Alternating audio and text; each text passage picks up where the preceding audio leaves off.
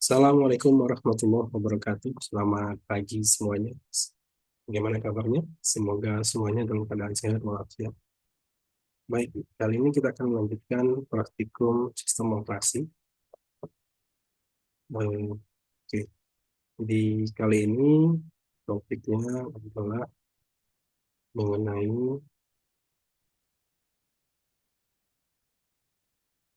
perintah dasar nih. Perintah dasar terutama yang bisa dijalankan di Linux ya, baik itu Ubuntu server maupun Ubuntu desktop. Oke, saya share dulu pilihannya seperti apa ini. Baik, jadi kalau kalian sudah membuka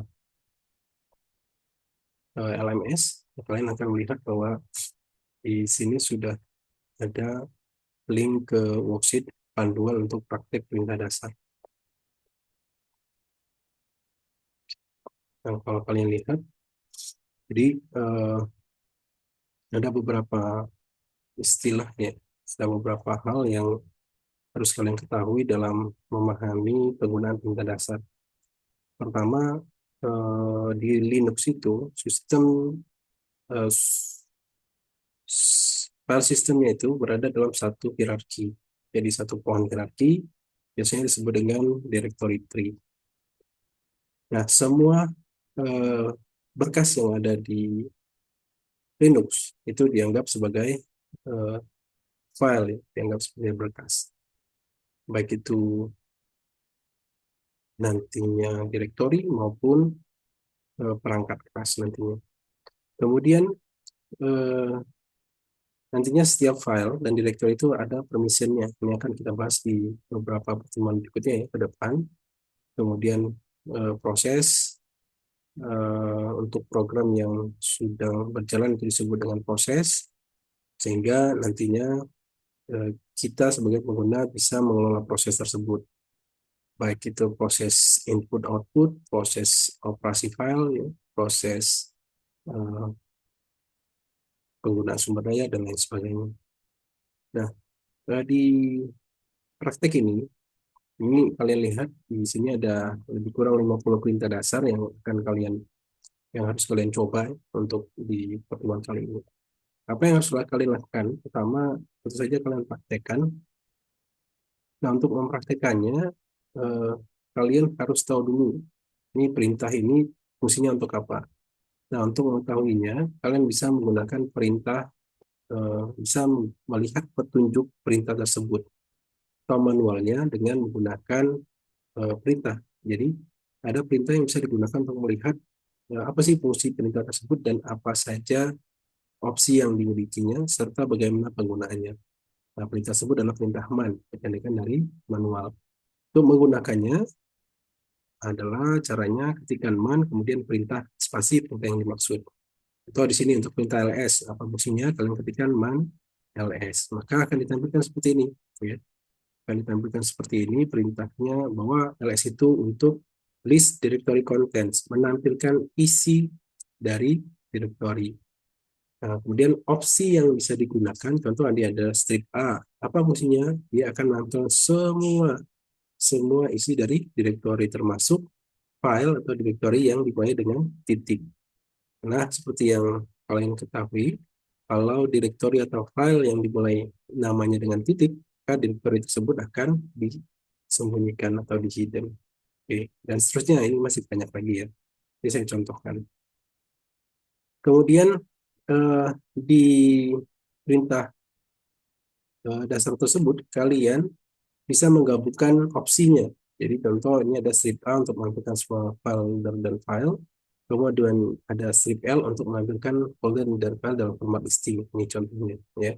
Nah, ketika kita gunakan kita gabungkan, maka kemampuan dari perintah tersebut akan menggabungkan kemampuan kedua opsi tersebut ya. Jadi kalau kita lihat di sini, dia tampil dalam bentuk listing dan menampilkan semua file dan folder baik yang tersembunyi maupun yang tidak. Nah, nantinya kalau seandainya kalian menggunakan man ternyata tidak ada opsi dan direktorinya, maka cukup gunakan perintah dasarnya saja.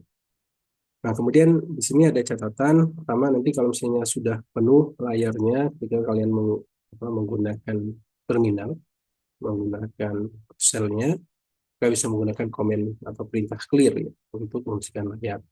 Kemudian kalian bisa menggunakan tombol tab untuk melakukan proses auto complete ya, atau fill. Misalnya di sini contoh kalian mau pindah ke directory dokumen, kalian bisa cukup mengetikkan cd spasi doku kemudian tab, maka akan ditemukan lengkap cd dokumen. Kemudian untuk perintah yang berjalan terus-menerus, kalian bisa memberhentikannya pakai Ctrl C atau Ctrl Z. Jadi kalian lihat, bisa bandingkan ya, bagaimana kalau menggunakan Ctrl C, bagaimana menggunakan Ctrl Z. Nah, kemudian untuk perintah, kalian juga bisa menggunakan atau menggabungkan dua perintah sekaligus. Untuk menggabungkannya bisa menggunakan titik koma, atau menggunakan simbol dan, operator N. Ya. Nah, bedanya adalah kalau yang pakai titik koma, dia akan berjalan secara bersamaan. Kalau pakai operator N atau dan ini, maka perintah pertama akan berjalan dulu, sudah berhasil baru akan menjalankan perintah yang kedua. Ya, sekarang saya contohkan ya, contohkan untuk eh, perintah mulai dari nomor satu, mungkin dua atau tiga perintah, dan kemudian yang harus diingat juga ada beberapa perintah ini harus memerlukan koneksi internet, sorry, memerlukan koneksi jaringan. Ya. Contoh ini nomor 32 sampai dengan nanti perintah nomor 40 dan juga nomor 42. Ini menggunakan koneksi jaringan atau koneksi dan koneksi internet. Ya. Oke, kita coba untuk perintahnya ya. Kita akan coba perintah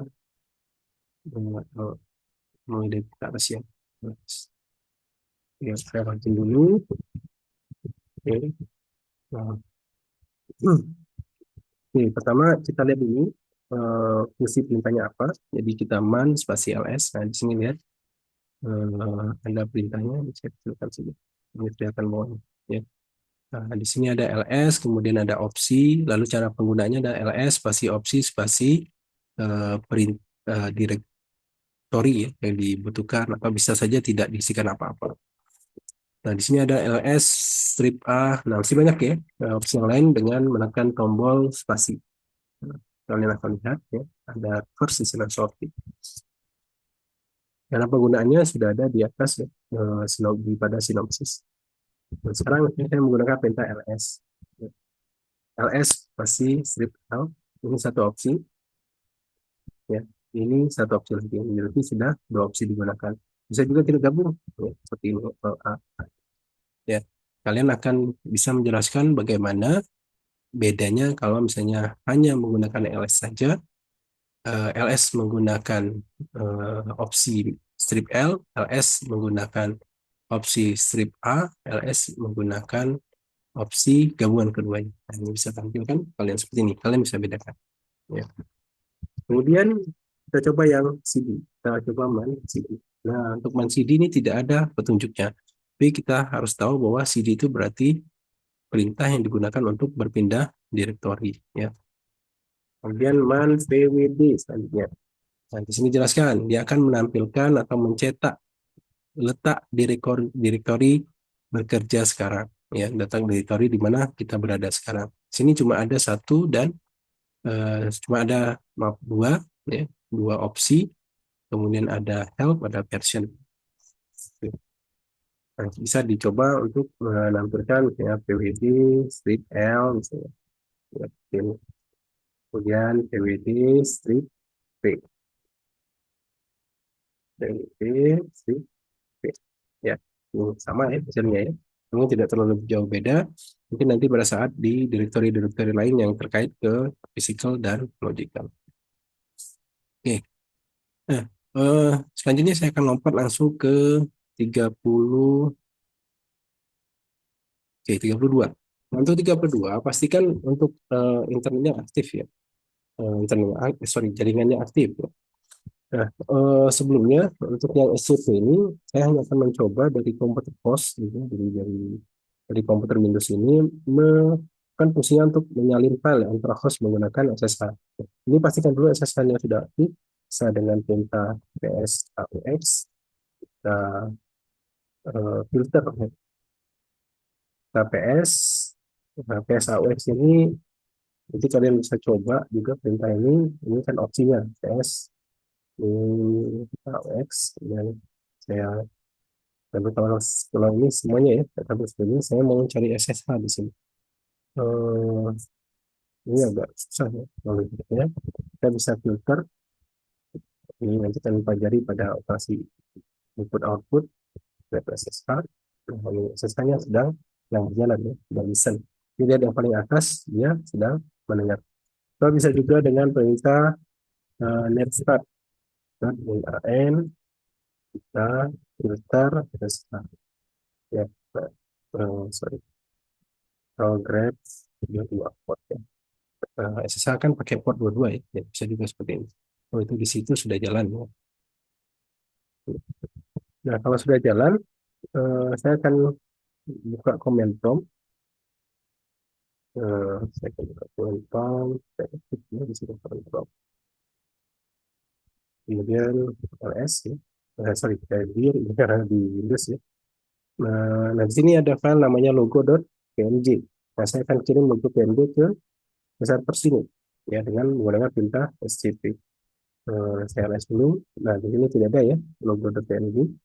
Sekarang saya kirim. Cara kirimnya adalah karena kebetulan di Windows sekarang sudah bisa langsung ya, menggunakan perintah-perintah cp.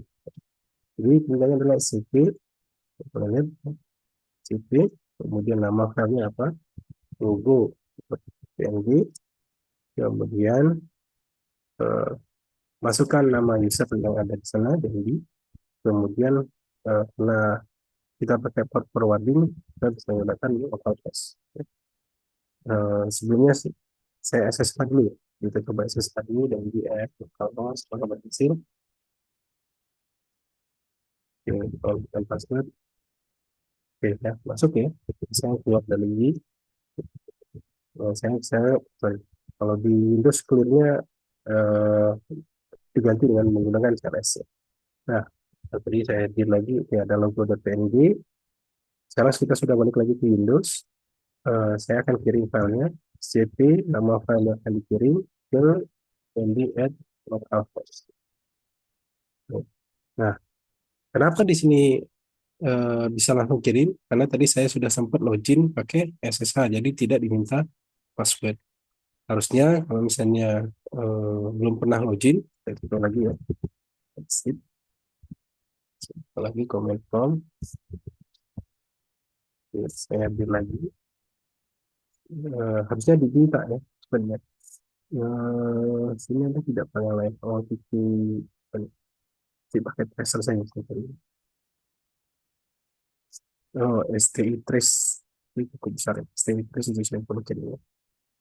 CP STI trace itu sama jadi add. Nah, salah satu kirim ya, karena memang tadi sudah pernah login. Oke, sekarang kita lihat di sini. Yes, sudah masuk belum? Oh, sorry, dia masih terkirim ke diri sendiri ya. Oke. Nah, ini baru kita maksud. Oh, sorry, ternyata salah. Oke. Jadi harus ada titik dua ya di depannya. Jadi kalau saya lihat di sini ls, nah, sudah masuk ya, stamp place. Ini harus ada titik duanya ya, jangan lupa ya. Karena ini untuk menunjukkan directory yang ada di server tersebut. Nah, kalau misalnya di sini ada directory, nah, contoh saya bikin directory saya ya, dir contoh, kalau saya ls, nah situ sudah ada directory. Kalau kita misalnya mau masukkan file tersebut ke dalam directory, maka kita bisa tambahkan ke contoh. Contoh, oke, dan lagi masuk. Sekarang kalau kita lihat di PS, di luar masih ada stay please log.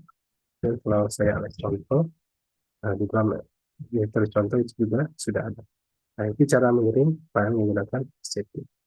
Itu contohnya untuk yang kalau pakai jaringan. Jadi pastikan jaringannya aktif. Kemudian ada widget ini untuk mengunduh file dan seterusnya.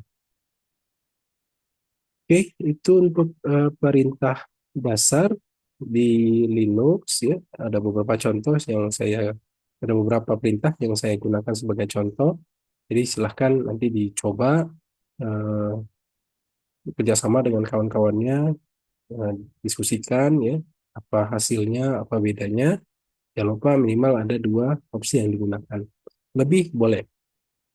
Kalaupun misalnya mau ada perintah lain lebih dari 50 ini mau digunakan, ada perintah di luar yang menurut kalian menarik, silahkan ditambahkan.